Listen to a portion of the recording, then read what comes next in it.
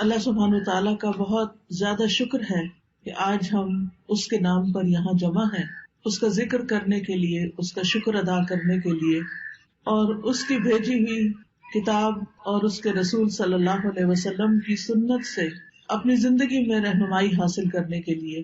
آج کی ہماری گفتگو کا عنوان ہے کہ غموں سے نجات کیسے پائی جائے۔ اگر دیکھا جائے تو ہر انسان کسی نہ کسی مسئلے کا شکار ہے، کہیں نہ کہیں اس کی زندگی میں کوئی ایسی چیز ہے جو اسے بے چین رکھتی ہے، پریشان رکھتی ہے، غمگین رکھتی ہے۔ اس میں ہوتا یہ ہے کہ انسان پھر اپنی صلاحیتوں، قوتوں، طاقتوں سے جو اللہ تعالیٰ نے اس کو دی ہیں ان سے وہ بھرپور فائدہ نہیں اٹھا سکتا۔ تو سب سے پہلی بات تو یہ ہے کہ سوال یہ پیدا ہوتا ہے کہ یہ غم آتے کیوں ہیں، غم محسوس کیوں کرتا ہے انسان، یہ پریشانیاں، یہ مشکلات، یہ تکالیف ہماری زندگی میں کیوں ہیں۔ تو اس سلسلے میں جب ہم قرآن مجید کی طرف رجوع کرتے ہیں تو پہلی بات ہمیں یہ پتہ چلتی ہے کہ اللہ تعالیٰ نے انسان کو امتحان کے لیے پیدا کیا، اس لیے وہ اس انسان پر طرح طرح کی آزمائشیں اور مشکلات بھیجتا رہتا ہے تاکہ وہ دیکھے کہ انسان ان میں کرتا کیا ہے، انسان کا طریقہ کیا ہے۔ قرآن مجید میں آتا ہے سورۃ الملک، جو ہر روز رات کو آپ پڑھتے ہیں، کیونکہ نبی صلی اللہ علیہ وسلم رات کو سورۃ الملک اور سورۃ الف لام میم السجدہ پڑھے بغیر سویا نہیں کرتے تھے، یہ آپ کی سنت ہے۔ یہ سورت قبر کے عذاب سے بچانے والی بھی ہے۔ اس سورت کے شروع میں اللہ تعالیٰ فرماتے ہیں تبارک الذی بیدہ الملک وہو علی کل شیء قدیر الذی خلق الموت والحیاۃ لیبلوکم ایکم احسن عملا وہو العزیز الغفور۔ بہت بابرکت ہے وہ ذات جس کے ہاتھ میں کائنات کی بادشاہت ہے اور وہ ہر چیز پر قادر ہے۔ وہو علی کل شیء قدیر الذی خلق الموت والحیاۃ لیبلوکم، اس نے موت اور زندگی کو بنایا تاکہ تمہارا امتحان لے، تمہیں آزما کر دیکھے کیا ایکم احسن عملا، کہ تم میں سب سے اچھے کام کون کرتا ہے۔ وہو العزیز الغفور، اور وہ زبردست ہے، غالب ہے، بخشش فرمانے والا ہے۔ تو اس سے یہ پتہ چلتا ہے کہ یہ زندگی ایک امتحان ہے، اور امتحان ایک مشکل چیز ہوتی ہے۔ اس میں ہمیشہ انسان کے حالات اس کی مرضی کے مطابق نہیں ہو سکتے، اس پر کہیں نہ کہیں سے کوئی نہ کوئی ایسی آزمائش، کوئی امتحان، کوئی تکلیف، کوئی تنگی آتی رہے گی تاکہ یہ دیکھا جائے کہ انسان کرتا کیا ہے، کیا پھر بھی یہ اللہ سے راضی رہتا ہے، کیا پھر بھی یہ اللہ کی طرف رجوع کرتا ہے، کیا یہ واقعی اللہ کا بندہ بن کے رہتا ہے، یا اس آزمائش کی گھڑی میں پھسل جاتا ہے اور شیطان جو ہر وقت اس کو اچکنے کے لیے تیار ہے وہ اس کا نوالہ بن جاتا ہے۔ پھر اسی طرح یہ بات بھی یاد رکھنی چاہیے کہ انسان پر بہت سی تکلیفیں اس کے اپنے اعمال کی وجہ سے ہی آتی ہیں۔ سورۃ الشورى میں اللہ تعالیٰ فرماتے ہیں وَمَا أَصَابَكُم مِّن مُّصِيبَةٍ فَبِمَا كَسَبَتْ أَيْدِيكُمْ وَيَعْفُو عَن كَثِيرٍ، اور جو بھی تمہیں کوئی مصیبت پہنچی تو وہ اس وجہ سے ہے جو تمہارے ہاتھوں نے کمایا، یعنی تمہارے اپنے اعمال کی وجہ سے تمہارے لیے بہت سی مشکلات کھڑی ہوئی ہیں، اور وہ بہت سی چیزوں سے درگزر کر جاتا ہے، یعنی ان پر تو وہ سزا دیتا بھی نہیں، ان پر تو وہ تمہیں کسی پریشانی میں مبتلا نہیں کرتا، بلکہ تمہارے گناہوں کے باوجود، تمہاری زیادتیوں کے باوجود بھی وہ تمہیں اپنی عنایتوں اور نوازشوں سے معمور رکھتا ہے۔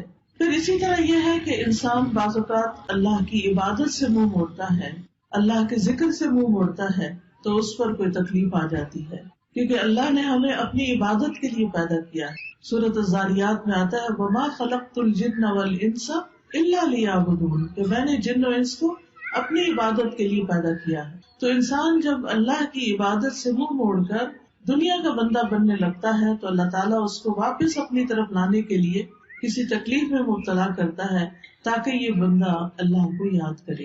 اور جو شخص مستقل طور پر اللہ سے روگردانی کر لیتا ہے اللہ کی یاد سے، تو اللہ تعالیٰ اس کے لیے دنیا کی زندگی بھی تنگ کر دیتے ہیں۔ اللہ تعالیٰ کا فرمان ہے سورۃ طٰہٰ میں وَمَنْ أَعْرَضَ عَنْ ذِكْرِي فَإِنَّ لَهُ مَعِيشَةً ضَنْكًا وَنَحْشُرُهُ يَوْمَ الْقِيَامَةِ أَعْمَىٰ، جو کوئی میرے ذکر سے منہ موڑے گا میں اس کی زندگی تنگ کر دوں گا اور قیامت کے دن اس کو اندھا اٹھاؤں گا، یعنی اس کی صرف یہ زندگی ہی نہیں پریشانیوں والی ہوگی بلکہ آگے بھی بڑی پریشانی ہے، یعنی اس کے لیے بہت بڑی مشکلات ہیں اگلی زندگی میں بھی. لیکن وجہ کیا ہے؟ وجہ ہے اللہ کے ذکر سے منہ موڑنا، اللہ کی یاد کا زندگی میں نہ ہونا. یہ انسان کے لیے پریشانی کا باعث بنتا ہے. سورۃ الزخرف میں اللہ تعالیٰ فرماتے ہیں من یعش عن ذکر الرحمن نقیض له شیطانا فهو له قرین. جو شخص رحمان کے ذکر سے آنکھیں بند کر لیتا ہے ہم اس پر شیطان مسلط کر دیتے ہیں جو اس کا ساتھی بن جاتا ہے، اور شیطان پھر اس کو اللہ کے راستے سے روکتا ہے. جب انسان اللہ کا راستہ چھوڑ دیتا ہے اور اللہ کی نافرمانیاں کرنے لگتا ہے تو اللہ تعالیٰ پھر اس پر کوئی نہ کوئی امتحان بھیج دیتا ہے تاکہ یہ بندہ سوچے، غور کرے اور واپس اللہ کی طرف پلٹے. جب انسان اللہ کی عبادت سے روگردانی کرتا ہے تو دنیا میں بھی محتاجی کا شکار رہتا ہے، خواہ اس کے پاس بہت کچھ بھی ہو لیکن اس کے دل کی محتاجی اور پریشانی نہیں جاتی. حدیث میں آتا ہے اللہ سبحانہ وتعالیٰ فرماتے ہیں، حدیث قدسی ہے، صحیح ترمذی کی روایت ہے، اے ابن آدم تم اپنے آپ کو میری عبادت کے لیے فارغ کر لو، میں تمہارے دل کو بے نیازی سے بھر دوں گا اور تمہاری محتاجی دور کر دوں گا. یعنی تم میری عبادت کے لیے وقت نکالو تو میں تمہارے دل کو غنی کر دوں گا. حالات تو نہیں بدلتے مگر دل کی حالت بدل جاتی ہے اللہ کی عبادت سے. دل مضبوط ہو جاتا ہے، دل کے اندر اللہ کا توکل آتا ہے، دل کے اندر ایسا یقین آتا ہے کہ انسان کو بڑی بڑی مشکلات بھی معمولی لگتی ہیں. اور جب دل میں ایمان نہیں ہوتا، توکل نہیں ہوتا، یقین نہیں ہوتا، امید نہیں ہوتی، مایوسی ہوتی ہے تو رائی بھی پہاڑ لگتی ہے. اور اس طرح مشکلات اور مصیبتوں کے پہاڑ ہر طرف اس کو کھڑے نظر آتے ہیں. تو اس کا حل کیا بتایا کہ اگر تم عبادت کرو گے تو میں تمہارے دل کو بے نیازی سے بھر دوں گا، تمہاری محتاجی دور کر دوں گا. لیکن اگر تم ایسا نہیں کرو گے تو میں تمہارے دونوں ہاتھ کاموں میں مشغول کر دوں گا اور اس کے باوجود تمہارا فقر دور نہیں کروں گا. یعنی تم سارا دن کام کرو گے، محنت کرو گے، لیکن پھر بھی تمہاری محتاجی اپنی جگہ کھڑی رہے گی کیونکہ وہ دل کی محتاجی ہوگی نا، دل کے اندر پریشانی ہوگی. تو یاد رکھیے کہ صرف دنیا کی فکر کرنے سے معاملات سلجھنے کی بجائے بگڑنے لگتے ہیں. صرف دنیا دنیا دنیا، ہر وقت صبح اٹھتے ہی دنیا کی فکر، دن کو دنیا کی فکر، رات کو سوتے ہوئے دنیا کی فکر. تو رسول اللہ صلی اللہ علیہ وسلم نے اس کے بارے میں فرمایا جس شخص کا مقصد اور پریشانی یا غم دنیا کا ہو اور وہ دنیا کا ہی ہو کر رہ جائے اور وہ اسی کی نیت رکھتا ہو تو اللہ تعالیٰ اس کا فقر اس کی آنکھوں کے سامنے کر دیتے، یعنی پھر اللہ تعالیٰ بھی اس کو اس کے حال پر چھوڑ دیتے ہیں. وہ دنیا کے لیے زیادہ کنسرن ہے، زیادہ فکر مند ہے تو اللہ تعالیٰ اس کو اسی کے حوالے کر دیتے ہیں اور اس پر اس کے معاملات بکھیر دیتے ہیں. اس کو سمجھ نہیں آتا کہاں سے شروع کروں اور کہاں پر ختم کروں، اور اس کو اس سے اتنا ہی ملتا ہے جو اس کے لیے لکھ دیا گیا ہو. اور جس شخص کا مقصد اور حرص آخرت ہو اور وہی اس کا ہدف بن جائے اور وہ اسی کی نیت کرتا ہو، یعنی اس کا ہم و غم آخرت ہے کہ کل کیا ہوگا. دنیا کی زندگی تو گزر جائے گی، میرا کل کو کیا بنے گا جب میں اللہ کے حضور پیش ہوگا، وہاں میرا ٹھکانہ کیا ہوگا. جو شخص اس فکر میں مبتلا ہو جاتا ہے تو اللہ تعالیٰ اس کے دل میں غرار ڈال دیتے ہیں، دنیا کی طرف سے اس کا دل مطمئن کر دیتے ہیں، اس کے معاملات کو یکجا کر دیتے ہیں اور اس کو پھر اپنی حاجتوں کے لیے بھاگنا نہیں پڑتا، دنیا ذلیل ہو کر اس کے پاس آتی ہے. تو اس لیے ہم سب کو یہ دیکھنا چاہیے کہ ہم کس چیز کے لیے زیادہ فکر مند ہیں.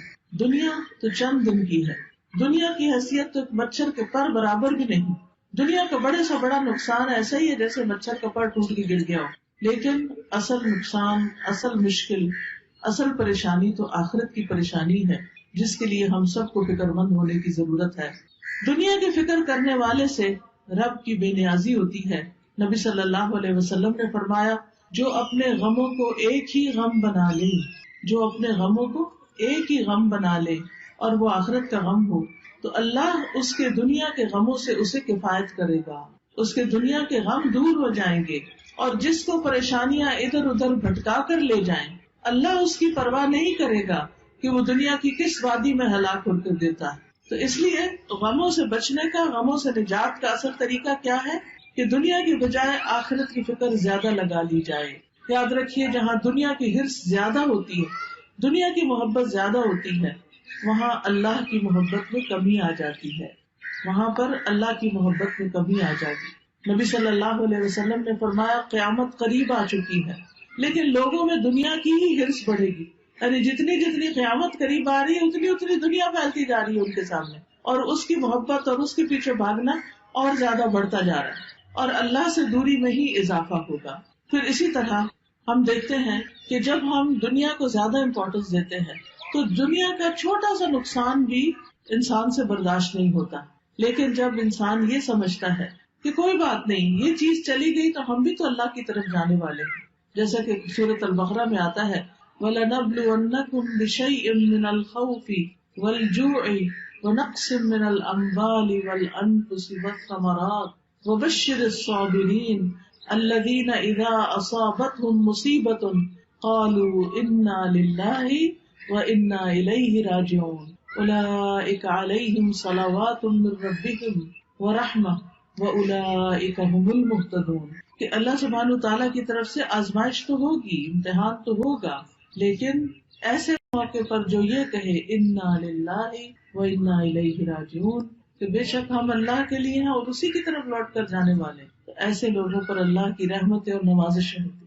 اللہ کی رحمت ہوتی، اور ایسے لوگ ہدایت پانے والے ہوتے۔ تو بات یہ ہے کہ تکلیفیں تو آئیں گی، یہ تو اللہ تعالیٰ نے خود ہی فرما دی کہ ہم ضرور آزمائش کریں گے، ضرور امتحان لیں گے، خوف سے، بھوک سے، جان مال پھلوں کی کمی سے، لیکن خوشخبری ہے صبر کرنے والوں کے لیے، یعنی جب ان کی زندگی میں کوئی چیز کم ہوتی، مثلاً کوئی بچہ فوت ہو گیا، بہن بھائیوں میں سے کوئی چلا گیا، کاروبار چلا گیا، کوئی کاروبار میں نقصان ہو گیا، جاب چلی گئی، کوئی اور حادثہ ہو گیا کہ جس سے بڑا نقصان ہو گیا، تو اب یہ سب چیزیں تو زندگی میں روز کا معمول ہے، کبھی کوئی چیز پیش آتی ہے، کبھی کوئی چیز پیش آتی ہے، تو بتایا گیا کہ وہ ایسے موقع پر کیا کہتے ہیں اور کیا کرتے ہیں، انا للہ و انا الیہ راجعون، یعنی وہ اللہ کی طرف رجوع کر لیتے ہیں، اور صبر کے ساتھ کیا کہتے ہیں کہ بے شک ہم بھی اللہ کے لیے اور اللہ ہی کی طرف واپس جانا ہے، یعنی جو ہمارا کوئی رشتہ دار چلا گیا یا مال چلا گیا یا کوئی اور یعنی کہ کوئی کھیتوں میں یا کاروبار میں یا کسی کیے ہوئے کام میں کوئی نقصان ہو گیا، تو وہ کہتے ہیں اس میں بھی کوئی خیر ہوگی، اس میں بھی میرے لیے اجر ہے، اس میں بھی کوئی بھلائی ہے، میرا کوئی پیارا چلا گیا لیکن میں اللہ سے امید نہیں چھوڑوں گی کیونکہ اللہ ہے نا، حتیٰ کہ اگر کسی عورت کے شوہر بھی فوت ہو جائے اور اگر اس کا اللہ پر بھروسہ ہو تو اس موقع پر بھی اللہ تعالیٰ اس کا دل تھام لیتا ہے، اور وہ کیا سوچتی ہے کہ ایک انسان تو گیا ہے مگر اللہ تو زندہ ہے، اللہ لا الہ الا هو الحی القیوم، اللہ ہے نا، ٹھیک ہے انسانوں کی کمی کوئی انسان اور پوری نہیں کر سکتا، شوہر کی کمی کوئی بھی پوری نہیں کر سکتا، نہ ماں باپ، نہ بہن بھائی، نہ بچے، لیکن اس سے بڑھ کر بھی تو کوئی ہستی ہے نا، اور وہ اللہ کی ہستی ہے، اللہ لا الہ الا ہو، اللہ وہ ذات جس کے سوا کوئی الہ نہیں، الحی جو زندہ ہے، جس کو کبھی موت نہیں آنی، القیوم جو قائم ہے، جسے کسی سہارے کی ضرورت نہیں بلکہ وہ باقی سب کو بھی قائم رکھنے والا ہے۔ تو جب وہ ہستی موجود ہے، اللہ سبحانہ تعالیٰ ہے، تو پھر فکر کس بات کی؟ اس نے تو میرے دنیا میں آنے سے پہلے میرے رزق کا انتظام کیا، ماں کے سینے میں دودھ اتار کے، اس نے تو مجھے پیدا ہونے کے بعد جب میرے دانت بھی نہیں تھے، کچھ کھانے کے قابل بھی نہیں تھا، کچھ ہاتھ پاؤں بھی ہلا کے نہیں پکڑ سکتا تھا، اس وقت بھی میرے رزق کا اہتمام کیا تھا، انتظام کیا تھا، وہ اب بھی کرے گا۔ تو ایسا شخص اس شدید غم کے موقع پر بھی سکون میں ہوتا ہے کہ اللہ ہے نا، وہ کہیں سے بندوبست کرے گا نا، وہ کوئی ذریعہ بنا دے گا نا، کیونکہ اصل الرزاق تو وہی ہے، انسان تو صرف سبب ہے، وسیلہ ہے۔ ایسا شخص کبھی بھی دل نہیں ہارتا، ایسا شخص کبھی بھی اپنے حواس نہیں کھوتا، ایسا شخص کی زندگی سے کبھی امید نہیں جاتی۔ اور آپ نے دیکھا ہوگا کہ کتنے ہی بچے ہیں جو یتیم پلے ہیں لیکن وہ بڑے بڑے لوگوں سے آگے نکل گئے، دنیا کی بڑی بڑی مشہور ہستیاں بن گئے، باپ کی کمی سے ان کی زندگی میں سب کچھ ختم نہیں ہو گیا، اللہ نے دوسرے ذرائع سے ان کی مدد کی، کیونکہ اصل اسباب تو اللہ کے ہاتھ میں ہے اور تمام چیزیں وہی پوری کرنے والا ہے۔ یاد رکھیے اللہ کے پاس ہر مسئلے کا حل ہے، وہ ہر چیز پر قدرت رکھتا ہے، لہذا رنج اور غم سے، مشقت اور پریشانی سے نجات پانے کے لیے سب سے پہلا کرنے کا کام کیا ہے؟ اللہ پر بھروسہ، اللہ سے مضبوط تعلق، اللہ پر ایمان، یقین، توکل، اس سے امید، اسی کا ڈر اور اسی کی طرف لوٹ کر جانے کی فکر. یاد رکھیے دنیا کے سارے خزانے اللہ کے ہیں، سارے خزانوں کا مالک وہ ہے. وَلِلَّهِ خَزَائِنُ السَّمَاوَاتِ وَالْأَرْضِ وَلِلَّهِ مُلْكُ السَّمَاوَاتِ وَالْأَرْضِ. آسمانوں کی بادشاہت، زمین کی بادشاہت ساری کی ساری اللہ کے پاس ہے. وَاللَّهُ عَلَى كُلِّ شَيْءٍ قَدِيرٌ. اور اللہ ہر چیز پر پوری طرح قادر ہے، پوری قدرت رکھتا ہے. لہذا کیا یقین رکھنا ہے کہ سارے خزانے تو اس کے پاس ہیں، مجھے اس سے مانگنے ہیں. لہذا انسان سب انسانوں سے نظر ہٹا کے اللہ سبحانہ تعالیٰ کی طرف امید رکھتا ہے، اس سے مانگتا ہے. یا اللہ تو میرا رازق ہے، تو پتھر کے اندر ایک کیڑے کو بھی رزق پہنچاتا ہے، تو کیا مجھے نہیں رزق دے سکتا؟ آسمان و زمین کی مخلوق کو دے رہا ہے، تو دن رات دے رہا ہے اور کوئی کمی نہیں واقع ہوتی تیرے رزق میں، تو کیا مجھے نہیں دے سکتا؟ تو مجھے بھی دینے والا ہے. لہٰذا جو شخص اللہ پر یقین رکھتا ہے وہ ہر غم، ہر تکلیف میں اللہ کی طرف رجوع کرتا ہے، اللہ کی طرف پلٹتا ہے، اور اس کو یہ یاد رہتا ہے کہ ہر مسئلے کا حل اللہ کے پاس ہے. اللہ سبحانہ تعالیٰ کے سامنے اپنی حاجتیں رکھے، سجدے میں رو کر پکارے اس کو کہ اللہ تو مدد کر.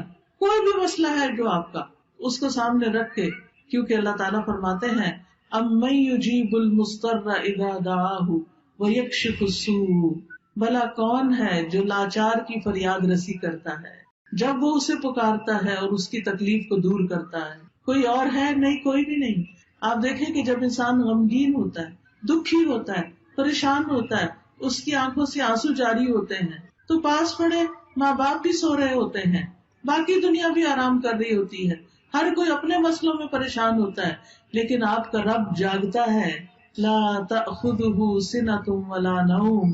نہ اس کو اونگ آتی ہے، نہ اس کو نیند آتی ہے. سب سوتے ہیں لیکن وہ جاگتا ہے. وہ رات کو بھی، وہ دن کو بھی، وہ صبح بھی، وہ شام بھی آپ کی دعائیں سنتا ہے. لہٰذا اس کی طرف رجوع کرنا ہے. چھوٹی ضرورت ہو، بڑی ضرورت ہو، لوگوں کی طرف لالچ کی نگاہ سے نہیں دیکھنا کہ ان کے پاس بہت کچھ ہے. نہیں، اللہ کی طرف دیکھنا ہے. رسول اللہ صلی اللہ علیہ وسلم نے فرمایا جسے انتہائی شدید حاجت آ پڑے، یہ شدید ضرورت اس کو ہو جائے کوئی، اور اس نے اسے لوگوں پہ پیش کر دیا، تو اس کی وہ حاجت دور نہ ہوگی. کہ لوگ اکثر کیا چاہتے ہیں کہ یہ بندہ جو پریشان ہے پریشان ہی رہے، وہ مدد نہیں کرنا چاہتے. لوگ عموماً دوسروں کو دکھی دیکھ کے خوش ہوتے ہیں. تو اس لیے جب کوئی ضرورت پیش آئے سب سے پہلے اللہ سے دعا کریں، پھر اللہ لوگوں کے دل میں ڈالے گا کہ وہ مدد کریں آپ کی. تو حدیث میں آتا ہے کہ جسے انتہائی شدید حاجت آ پڑے اور اسے اس نے لوگوں پر پیش کر دیا تو اس کی وہ حاجت پوری نہ ہوگی، اور جس نے اسے اللہ پہ پیش کیا تو ان قریب اللہ اسے بے پرواہ کر دے گا. یا تو جلد ہی موت آ جائے گی، دنیا کے بکھیڑوں سے ہی جان چھوٹ جائے گی، یا جلد ہی غنی ہو جائے گا اور انسانوں کی ضرورت نہ رہے گی. آپ کو خوف آتا ہے کہ پتہ نہیں کیا ہوگا، پتہ نہیں بڑھاپے میں کون ہمیں دیکھے گا، ہمارے لیے روزی کا انتظام کیا ہوگا، ہماری ضروریات پوری کہاں سے ہوں گی. تو فوراً کہا کرے اللہ تو میرا رب ہے نا، تو ہی میرے سارے انتظام کرے گا، مجھے انسانوں سے نہیں تجھ سے توقع ہے. انسانوں کے ہاتھ خالی ہیں، ہمارے ہاتھ میں تو تھوڑی دیر کوئی چیز ہو تو ہمارا دل کہتا ہے رکھ دیں.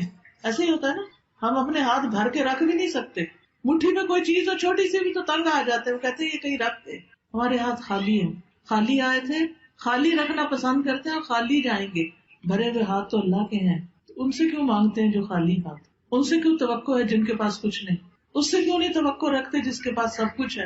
مانگ کے تو دیکھیں پھر کس طرح ضروریات پوری ہوتی ہیں. آپ دیکھیں قبر میں سب سے پہلا سوال کیا ہوگا؟ من ربو کا، تیرا رب کون ہے؟ اور رب کون ہوتا ہے؟ جو پیدا بھی کرتا ہے، جو رزق بھی دیتا ہے، جو ساری ضروریات پوری کرتا ہے. تو اگر ہم اس دنیا میں، اس زندگی میں رب کو رب مانیں گے تو تبھی جواب دے سکیں گے نا. تو اکثر کہا کرے اللہ تو میرا رب ہے، تو ہے نا، تو یہ بھی کام کر دے گا میرا، تو یہ بھی مشکل آسان کر دے گا میری. زندگی میں کوئی مشکل ہی نہیں رہے گی جب آپ رب کو پکارتے رہیں گے، جب رب کو پہچان لیں گے تو کوئی غم نہیں رہے گا. انبیاء کا طریقہ یہ تھا کہ وہ اپنے غموں کی فریاد، اپنے دکھوں کی داستان اپنے رب کو ہی سناتے تھے. حضرت یعقوب علیہ السلام سے جب یوسف علیہ السلام دور کر دیے گئے اور وہ ان سے بے پناہ محبت کرتے تھے، تو آپ سوچ سکتے ہیں کہ جس سے انسان محبت کرتا ہو وہ اگر دور چلا جائے تو انسان کے لیے کتنا دکھ اور تکلیف ہوتی ہے، کتنی پریشانی ہوتی ہے. لیکن انہوں نے شکوہ بندوں سے نہیں کیا، کہا انما اشکو بثی وحزنی اللہ، کہ میں اپنے غم اور دکھ کی فریاد صرف اللہ کی جناب میں پیش کرتا ہوں. جب تکلیف آئے اللہ کے آگے سجدے میں گر پڑے، نفل پڑھے، روئیں، سجدے میں گڑ گڑا کے دعائیں مانگے، اللہ پہ بھروسہ کریں. اللہ تعالیٰ فرماتے ہیں وَمَن يَتَوَکَّلْ عَلَى اللَّهِ فَهُوَ حَسْبُهُ إِنَّ اللَّهَ بَالِغُ أَمْرِهِ قَدْ جَعَلَ اللَّهُ لِكُلِّ شَيْءٍ قَدْرًا. اور جو شخص اللہ پر بھروسہ کرے تو وہ اسے کافی ہے، اللہ اپنا کام پورا کر کے رہتا ہے. بلا شبہ اللہ نے ہر چیز کا ایک اندازہ مقرر کر رکھا ہے، ہر چیز کا ایک وقت ہے. اب مثلاً آپ کے صحن میں اگر بہت بڑا بھی درخت ہے پھل کا، مثلاً آج کل سردیوں کا موسم ہے اور آپ کے صحن میں آم کا بہت بڑا درخت ہے، آپ کے ابھی آم لگ جائیں تو ابھی تو نہیں لگیں گے. ہاں اگر آپ صبر کریں گے، انتظار کریں گے تو 6 مہینے بعد آپ بہترین آم کھائیں گے. اسی طرح ہر کام کا ایک وقت ہوتا ہے. مثلاً کسی کی اولاد نہیں تو وہ اولاد کے لیے پریشان رہتا ہے، تو اس کا ایک وقت ہے. اور اگر اللہ نہیں دینا چاہتا تو اس کے پیچھے بھی کوئی حکمت ہے، کوئی مصلحت ہے، کوئی فائدہ ہے، کوئی وجہ ہے، اس کو پتا ہے، ہمیں نہیں پتا کہ وہ ہمیں اولاد کیوں نہیں دے رہا. پھر اگر اولاد ہے اور اس کا کوئی غم ہے یا تکلیف ہے، اس کی وجہ سے ہم دکھی ہیں، تو اس پر بھی اللہ پہ بھروسہ کریں کہ یہ وقت بھی گزر جائے گا، اس کی کوئی وجہ ہے. آپ دیکھیے کہ جو ایک کچا برتن ہوتا ہے اور ایک پکا برتن ہوتا ہے، پکا برتن صرف وہ ہوتا ہے جسے آگ میں تپایا جائے. اللہ بندے کا ایمان بھی مضبوط کرنے کے لیے بعض اوقات اس کو مشکلات کی بھٹی میں تپاتا ہے، پکاتا ہے، پکا ہو جائے بندہ، استقامت آ جائے اس میں، وہ اللہ کا بندہ بن جائے، وہ سب سے مایوس ہو کر وہ اللہ ہی سے امید رکھے. تو اس لیے ایسے موقع پر انسان کو پریشان نہیں ہونا چاہیے، اللہ کی طرف رجوع کرنا چاہیے. اور یہ بھی یاد رکھیے جیسے قرآن مجید میں آتا ہے وَلَئِن سَأَلْتَهُم مَّنْ خَلَقَ السَّمَاوَاتِ وَالْأَرْضَ لَيَقُولُنَّ اللَّهُ قُلْ أَفَرَأَيْتُم مَّا تَدْعُونَ مِن دُونِ اللَّهِ